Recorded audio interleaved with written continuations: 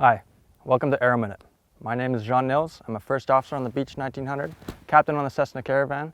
We're here in Norman Wells on the Apron, and today we're talking about constant speed propellers.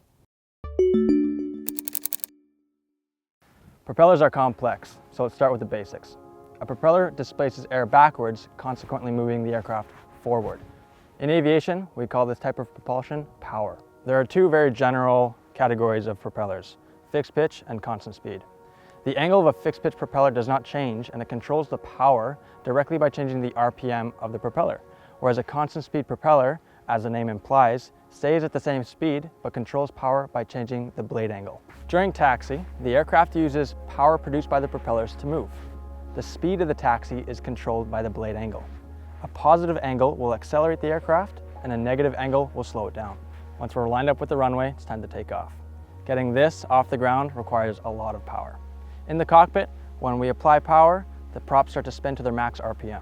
As the aircraft picks up more speed and more power is applied, the blade angle automatically increases, grabbing more air and further accelerating the aircraft to the point it's airborne. Now the aircraft is in the phase of flight we call climb.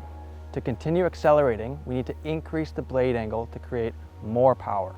This pushes more air rearward, further accelerating the aircraft to cruise. As we get to our cruising altitude, we once again reduce our prop RPMs, which increases blade angle. As a passenger, you might notice this as it gets just a little bit quieter in the cabin.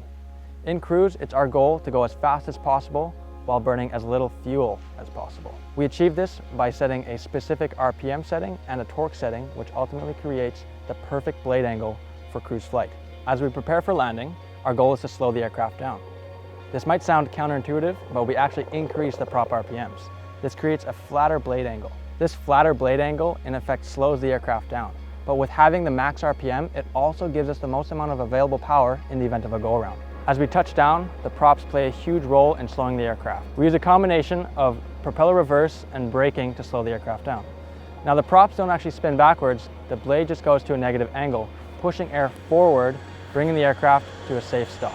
Constant speed props allow us to fly a whole wide variety of flying conditions. Up here in the north, whether it's flying into short snowy strips or up at 25,000 feet as fast as we can, these constant speed props allow us to do it all. Thanks for tuning into Aero Minute today. The jet just landed, that's why it's so loud. And thanks for flying with us. We'll see you next time.